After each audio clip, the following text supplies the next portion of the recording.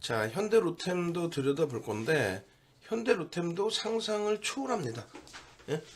현대로템도 상상을 초월한 매집이 진행돼 있어요. 그래서 현대로템도 앞전에 이러한 수익 범위, 그러니까 8월 24일 날 거래대금 1조가 터져요.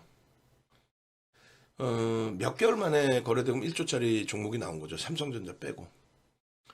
거래대금 1조가 터지는 그 흐름 속에서 현대로템이 8월 24일 날 20% 등락이 나옵니다. 그게 이제 얼마냐면은 31,800원 정도 될 거예요.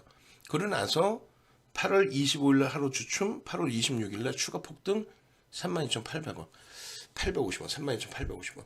그럼 우리는 어디서 전량 차익 실현했냐라고 한다면 8월 24일 날 20% 올라오고 거기서 꺾이고 휘둘립니다. 약간. 거기서 우리는 전량 차익 실현을 합니다. 그러고 나서 미끄러져 내려온 게 23,000원. 거기서부터 23,000원, 24,000원, 25,000원, 26,000원, 27,000원, 28,000원, 29,000원, 30,000원, 31,000원, 32,000원까지 올라요. 32,000원까지. 그러고 나서 지금 진 눌린 게 27,000원. 26,000원까지 내려왔었죠. 응? 결론적으로 이 현대 로템 같은 경우에 차익 실현을 단행하고 재편입하고 그러고 나서 이제 이번 고점에 또다시 잘 대처가 됐어야 되는데 사실 이번 고점에서는 여러분들 선배분들 개별 매매에서는 좀 대처가 되셨더라도 윤정두는 현대 로템에 대해서 이번 고점 최고점을 제대로 잡아드리지 못했어요. 매매가 원활하신 분들 정도만 매매가 되신 거고. 그러니까 우리도 안타깝게 고점에서부터 갖고 있는 거예요. 다만 현대 로템의 기준의 흐름을 놓고 보시면 이 현대 로템이 우리는 그 11월 달부터 해서 다시 한국항공우주와 현대로템 이렇게 비교를 했을 때 원래 한국항공우주 위주로 봤거든요. 근데 이제 11월 달부터 해서 거래가 일정 범위 수반되고의 흐름이 연출됐단 말이죠. 요렇게. 그래서 이제 저 거래량, 거래대금 1,000억 이상을 넘기는 저 시점에 현대로템에 대한 비중 확대, 또 거래대금이 둔화되어 있는 한국항공우주가 아닌 현대로템 쪽으로 기준점 설정. 그렇게 해서 현대로템 위주로 이제 가지고 왔어요. 그렇게 하고 이제 32,000원까지 또 올라와서 굉장한 수익을 만끽하고 있었던 상황이었죠. 근데 안타깝게도 아쉽게도 지금은 고점 대비 좀 밀려 있습니다. 그러나 이제 아쉬움은 있더라도 절대 뭐 후회를 하거나 하지 않습니다. 현대로템을 주력으로 채우고 있는 것에 대해서 또 수익 종목이라고 설정을 해서 비중을 15%, 20%까지 확대했습니다.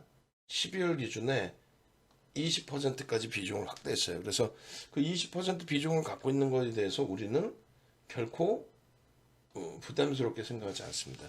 지금 당장은 좀 주가가 눌려 있다 할지라도 아시겠죠? 그래서 결론적으로 현대로템 부분은 지금 현재 위치에서도 좀 여력만 되신다면은 거래량 수반되는 그 기준에서 거래량 수반되는 그런 시점에서는 좀 공격적으로 진입해서 들여다볼 수 있다 이렇게 설정을 해드립니다. 이 현대로템 보시면 이렇게 돼 있어요. 자, 현대로템 보시죠.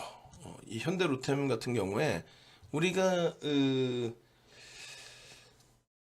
6월 달부터 이 종목은 봤어요. 그랬다가 이제 출렁거리고 또 7월 달에 날아가고 이제 또 출렁거리고 여러 번 우여곡절이 있었는데 하반기 이후 또 4분기 이후의 기준에서 10월 이후에 저점 대비 40% 그러니까 23,000원부터 32,000원까지 다이렉트로 올라온 그런 종목입니다. 그만큼 움직일 때 누적 수급이 뭐 상상을 초월했죠. 그리고 8월 24일부터 뭐 이런 문자 사인이 계속 있었는데 사실상 뭐 목표 주가 35,000원까지도 상향을 시키고 여타 종목군들 압축해서도 들어가고 아주 좀 공격적으로 잡아갔어요. 공격적으로. 그렇게 해서 기준을 잡았는데 일단은 우리는 그 실적 기준의 IT 자동차 LG화 요 기준, 그리고 정책 기준에서 미국의 정책인 친환경, 거기에 이제 전기차와 신재생 에너지를 분류를 한 거죠. 우리나라 기준에서 이제 방산, 그 방산 기준에서 한국항공우주, 또 현대로템, 이렇게 하나 에어로스페이스는 이제 우리 쪽 입장에서 뺐습니다. 수급이 메이저 수급이 좀 다소 제한적이어서. 어찌됐건 국내 정책에서는 이제 항공우주 분야 장거리 미사일 개발에 대해서 문재인 전 대통령 정부가 마지막에 이제 미국하고 협의를 다 끝냅니다. 우리도 장거리 미사일 개발할 거야. 응? 우리에게도 자주권이 있어. 참 창피한 얘기였죠. 우리가 우리의 그 미사일을, 장거리 미사일을 개발하는데 그걸 미국에게 허락을 받아야 되니까 참 창피스러운. 결론적으로 이제 어찌됐건 그 장거리 미사일 개발에 대해서 이제 다 풀렸어요. 그래서 어느 정부가 들어오든 항공 우주 분야를 육성하고, 그렇게 되면서 이제 로켓 추진체에 대한 기술을 민간에 이제 이양하는. 근데 그 민간에 이양하는 과정 속에서 한국 항공우주는 어차피 매각이 돼야 될 그런 상황이죠. 하나 에어로스페이스가 이제 제대로 된 모회사가 있는 거고. 결론적으로 장거리 미사일 기술, 그러니까 로켓 발사체 추진에 대한 이런 뭐 항공 우주 분야의 기술은 하나 에어로스페이스가 가져갔어요. 근데 이제 방산 쪽의 국내 정책의 수혜 중에 그거 하나가 있다면, 두 번째로는 우크라이나 사태 때문에 무기의 수출이 증가를 하는데, 지금 동유럽 쪽이 사실은 좀 그렇게 부자는 아니잖아요. 그래서 그들이 무기를 사는 거에 대해서 재래식 무기를 선호할 수밖에 없어요. 근데 선진 시장에서는 재래식 무기를 만드는 쪽이 이제는 제한 쪽이에요. 그러니까 2003년부터 조선 수주가 급격히 늘어나고 2005년도에 이제 선박 과잉이 일어날 정도의, 그 당시 기준에 일반적인 선박을 수주할 수 있는 나라가, 유럽은 이제 거의 손을 떼서 유람선만을 만들고, 그 다음에 이제 일본하고 우리나라의 기준인데, 우리나라가 이제 기술력이, 그러니까 산업 자체가 조선업종을 받아들이고 있는 시점이었고, 지금의 기준에서도 선진국이 재래식 무기에 대해서 손을 좀 뗀 상태인데, 우리가 그것을 유지하고 있기 때문에 그 부분에 대해서 정부가 나서서 세일즈를 많이 공통적으로 해주죠. 원체 이제 규모가 큰 사업이다 보니까. 그래서 우크라이나 사태에 따른 무기 수출 중과 이런 부분에 대한 이슈, 그 부분에 대해서 굉장히 많은 메이저들이 긍정적인 수급을 유입하고 있고, 다만 최근 들어서 주가 조정이 나오다 보니까 현대로템만 조정받는 게 아니라 전체적인 조정이잖아요, 사실은. 그럼에도 불구하고 수주는 많이 받아왔는데, 그것에 대해서 지급 보증에 대한 디폴트, 폴란드가 디폴트에 빠지면 어떻게 하냐, 디폴트 선언하면 어떻게 하냐, 모라토리엄 선언 탁 해버리고 막 그러면 어떻게 하냐, 그런 우려감이 이제 제기된 부분이 있는데, 그것은 우리가 증권사에서 해석을 할 때에도 그럴 가능성이 희박하다, 보험 장치가 다 돼 있다, 그런 쪽으로 이제 진행이 되고 있죠. 그래서 조선업체들도 마찬가지, 그 수주를 많이 받았다가 결국은 인도를 해가야 되는데 안 해가는 경우들이 발생이 됩니다. 그럴 때 이제 그 조선업체가 다 떠날 수는 없기 때문에 그 부분에 대한 해치는 다 해놔요. 방산도 마찬가지입니다. 그래서 그러한 내용은 좀 과도한 우려감이고, 그것도 윤정두가 해석할 수는 없잖아요. 결론은 그것을 확인해 봤을 때 누적 수급, 그 수급 범위의 기준이 되는데, 지금 뭐 방산 쪽의 수급 상상을 초월합니다. 지금 현대로템은 유가증권 시장이 0.66%의 그 하락이 나와 있는 상황에서 6월 30일 종가 대비해서는 12.45거든요. 저점 대비해서는 13%대 강세고. 근데 분명히 말씀드리지만 우리 주력주들을 20%씩이나 채웠다고 했을 때, 주력주니까 그렇게 채우는 거 아닙니까, 사실. 현대차와 하이닉스가 이렇게까지 밀려 있어요. 그래도 이것에 대한 뭐 아쉬움은 있어도 후회는 없다는 거고, 그리고 자신감 있습니다. 뭐 저것은 주간 단위 한 번만 돌려도 플러스가 나오는 흐름이니까. 그리고 하이닉스와 현대차가 주력임에도 불구하고 손실이 저렇게 발생돼 있다. 나머지 부분에서 LG와 에코프로 또 하나솔루션과 현대로템에서 계좌를 이끌어준 거죠. 단 한 번도 매매를 안 한 6월 말 종가 기준에 비중대로 채워 놓았다고 했을 때의 기준. 저것을 이제 매매 기준과 다른 종목 매매한 수익까지 넣는다면, 그러니까 뭐 금양의 수익, 카카오뱅크, 카카오페이, 포스코 케미칼의 수익, 이런 부분을 다 포함해서 설정을 한다면 뭐 저 정도 계좌 수익 12%가 아니죠. 상상을 초월하는 수익이 나오죠. 결론적으로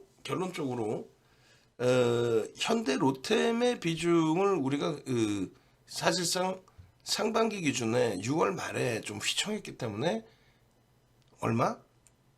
10% 비중뿐이 안 는 거예요. 근데 거기서 수익이 32%대 발생된 겁니다. 지금 이제 12월 기준에서는 현대 로템의 비중을 20%로 확대를 해놨어요. 20%로. 응? 뭐 엄청난 매집이 들어와 있으니까. 그 부분 꼭 염두에 두시고, 지금 이렇게 보시면 뭐 21,000원대에서부터 이렇게 또 저기서부터도 이제 뭐 32,850원까지 올라왔으니까. 보이세요? 22,000원, 뭐 22,500원. 저게 얼마까지 올라가요? 32,000원까지 올랐으니까. 그러니까 지금의 기준에서는 여러분들이 저러한 욕심을 가지실 필요가 있다는 거예요. 시장이 분명하게 지표가 확인됐고, 금리 올릴 만큼 올렸고, 금리를 이렇게 올렸는데도 불구하고 시장의 체력은 굉장하고, 그렇다면 경기에 둔화가 아니라 호황의 기준으로 설정이 된다. 경기가 호황일 때 금리가 높다? 그럼 적절하게 지출을 조절을 하죠. 그렇게 된다면 매우 긍정적인 경기 동향과 추세 동향이 이루어질 거예요. 자, 현대로템 31,000원에 전량 매도했어요. 재매입 할까요? 저기서 재매입 안 했죠. 결론적으로 이러한 그 수익 범위들을 전부 여러분들 수익으로 가져가실 수 있어야 된다는 거예요. 여러분들 수익으로.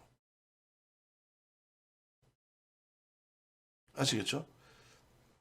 자, 그 현대 로템의 기본적인 부분과 내용들 하나하나 다 들여다보겠습니다. 어떤 이슈들이 있는지.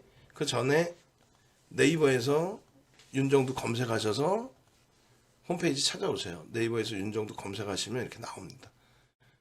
그래서 공식 홈페이지 찾아서 오시고 그 네이버에서 검색하신 이후에 조선 인물 검색 연동이 되어 있으니까 누르시면은 윤정두가 누군지 나와요. 그거 확인하시고. 아시겠죠? 그리고 홈페이지에 오셔서 이렇게 이렇게. 그리고 유튜브에도 지금 링크 주소를 또 올려드릴게요. 제가 좀 깜빡했는데 비밀번호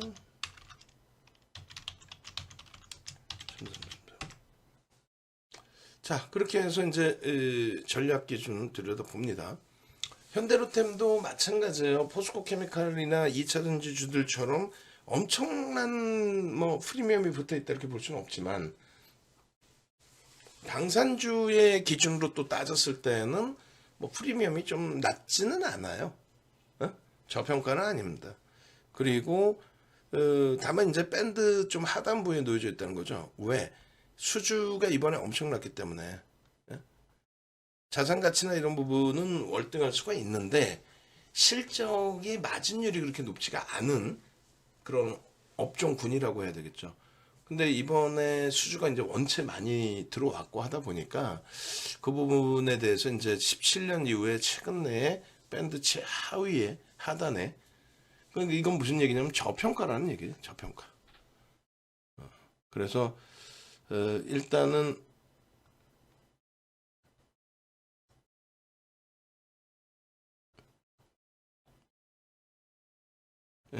그렇게 해서 일단은 뭐 차분차분하게 좀 놓고 봐야 되는 부분이고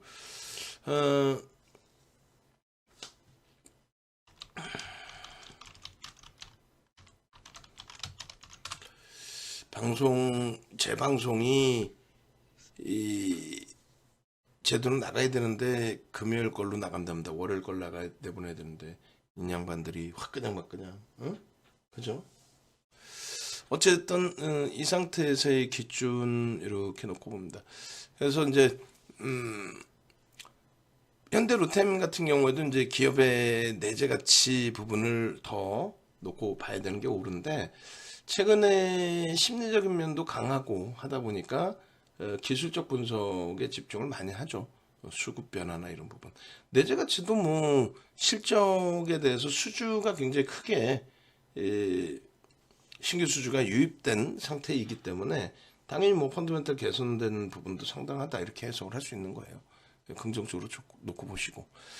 그리고 현대로템에 대한 이제 그 맨 첫 번째 변동성 확장 부분은 대단한 겁니다. 이 실적 범위, 사실은 실적 범위 기준 6월 8일 날 폴란드와의 그 대규모 수주 관련된 내용, 그 내용이 파이낸셜 뉴스사에 의해서 단독 보도 이렇게 해서 나오죠. 근데 그게 이제 아직은 뭐 확정된 건 없다 뭐 이렇게 나오는데, 결국은 확정된 게 없다라는 기준이고 확정이 되죠 나중에. 그렇게 해서 이제 실질 수주로 연동이 됩니다. 그런데 현대 로템뿐만 아니라 방산업체들이 이 당시에 굉장히 크게 이슈가 됐었어요. 한국항공우주도 그렇고 하나 에어로스페이스도 그렇고. 그런 이제 뭐 이러한 그 여러 가지 정책적인 내용도 있었고, 또 부담스러운 벌금 부과라든가 입찰 담합에 의한 제재, 정부 제재를 받게 되는 그런 상황도 놓여져 있었죠. 근데 그러한 내용은 이미 작년도에 다 노출돼 있었던 내용이다. 그렇기 때문에 우려할 바는 아니다라고 해석을 해드렸어요. 그래 해석해드리고 긍정적이었는데, 안타깝게 이제 시장이 미끄러지면서 동반적인 조정이 좀 깊어진 그런 흐름이 돼버렸습니다. 어찌됐든 일단은 현대로템 부분의 주가의 변동성, 이런 부분이 11월 달에 굉장히 강하게 나와요. 사모펀드에서 굉장히 공격적인 매수가 들어오거든요. 그래서 이제 그 움직임이 나왔는데, 안타깝게 이제 말씀드린 것처럼 시장 전체적인 흐름 약세에 의해서 눌려버린 거죠. 그게 제일 안타까운 거죠. 일봉상의 갭에 대한 교육이 있었고, 또 갭에 대한 목표주가 설정 범위에 대해서 이렇게 설명을 다 해드렸어요. 결론적으로 이제 갭에 대한 목표주가가 기준가격, 저점가격에서 33,000원 목표주가인데, 안타깝게 32,000원 딱 찍고 내려와 버렸어요. 그러니까 이제 기술적으로 교육을 다 받으신 분들은 고점 찍고 꺾일 때 거기서 이제 일부 차익 실현을 하셨을 거고, 그렇지 않고 이제 매매 사인을 받아서 대처하시는 분들은 사실 이번에 고점을 잡아들이지 못했습니다. 수급이 월등히 뛰어난 상태에서 당연히 앞전 고점 32,850원을 당연히 넘겨야 될 자리죠. 근데 아쉽게도 넘겨야 될 자리인데 넘기질 못하고 꺾였다는 거예요. 그러니까 누적 수급은 11월 23일 이후에 쌍끌이 매수 1위입니다. 11월 23일 이후에 우리나라 쌍끌이 매수 금액 기준 1위입니다. 1위. 굉장한 거예요. 굉장한 겁니다. 결론적으로 이제 매집의 규모는 그 11월 23일로 기준을 잡았을 때는 그렇게 큰 규모는 아니에요. 얘가 이제 1억 900만 주짜리니까 개인들이 570만 주 뺏겼거든요. 그러면 이제 5% 물량을 뺏긴 건데, 매수 평균 단가 높다는 거죠. 29,500원. 지금 종가가 27,600원인가요? 그러니까 2,000원 이상 할인이 돼 있습니다. 2,000원 수준의 할인. 대단한 거죠. 할인이 돼 있다는 거는. 저기 보시면 초록색깔 박스를 쳐드린 저 구간이 사모펀드가 굉장히 공격적으로 유입된 구간이에요. 사모펀드의 특성상 단기 매매, 단기 수익을 목적으로 하는 그런 쪽이죠. 근데 지금 시장의 영동폭 때문에 주가가 눌려져 있는 거예요. 그럼 요거는 시장이 조금만 안정화가 되고 여기서도 수급이 조금만 더 살아난다면 상당한 탄력을 받을 수 있다는 겁니다. 그리고 주봉상에서도 갭이 나오는데 여기서는 손골 반전이 나와요. 그래서 이 정도 보여드리고 나서 이렇게 손골 반전의 흐름입니다. 집어 들어 올릴 수 있습니다. 저희가 27,100원인데 결국은 32,000원을 찍죠. 더 들어 올릴 수 있습니다. 결국은 더 들어 올리면서 원래는 이제 32,850원을 넘길 걸로도 추정을 했어요. 원체 수급이 좋아서. 근데 말씀드렸지만 안타깝게 전체 시장의 조정폭이 좀 깊은 거죠. 그 이제 성골 반전에 대한 부분을 설명을 드린 거고, 저러한 내용은 전 세계적으로 없어요. 우리나라에 특히 없죠. 응? 돌파갭이 형성되면 목표 주가를 설정할 수 있다. 성골 반전의 흐름에서 V자 패턴이 나올 수 있다. 저걸 누가 정형화한 거예요? 윤정두가 정형화를 해서 저것을 교육 교재로 이렇게 홈페이지 보시면 VOD 이렇게 보시면 9시간짜리 교육 5가지를 만들어서 저 교육을 다 해드린 거예요. 갭에 대한 부분까지 싹 다. 이거를 다 해드린 거예요. 이걸.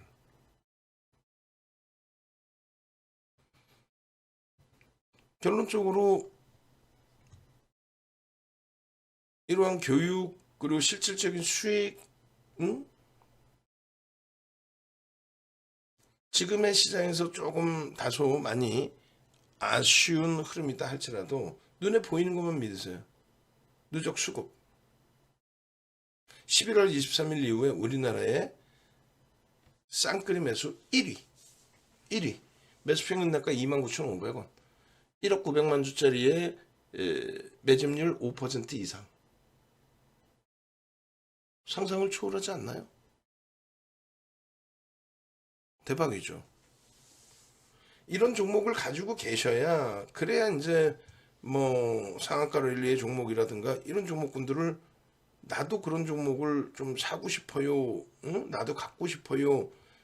그렇게 해서 내일도 여러분들이 원하시는 상한가 종목 내일도 잡아가시는 거죠. 그렇게 해서 이런 종목을 갖고 있지 않고 그냥 변동성 매매 종목만 나는 매매를 하고 싶어요. 그랬다가는 어떻게 되겠어요?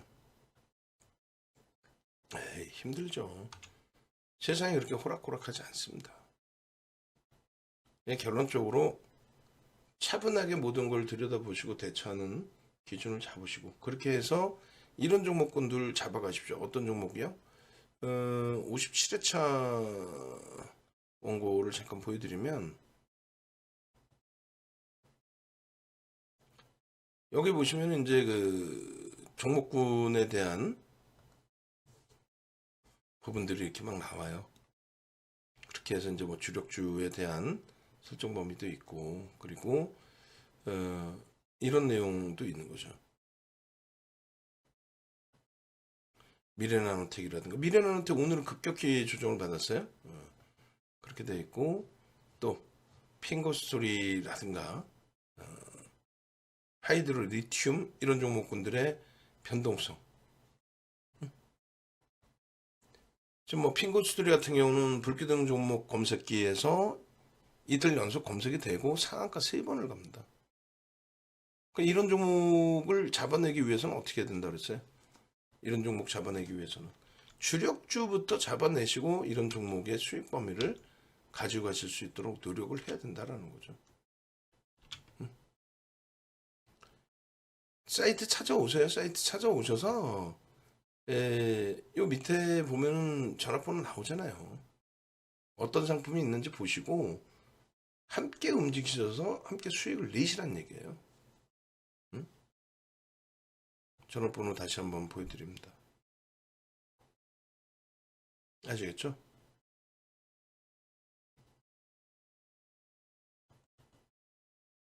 자, 먼저 네이버에서 윤정두 검색하셔가지고 홈페이지 찾아오세요. 네이버에서 윤정두를 검색하시면 홈페이지를 찾아오실 수 있습니다.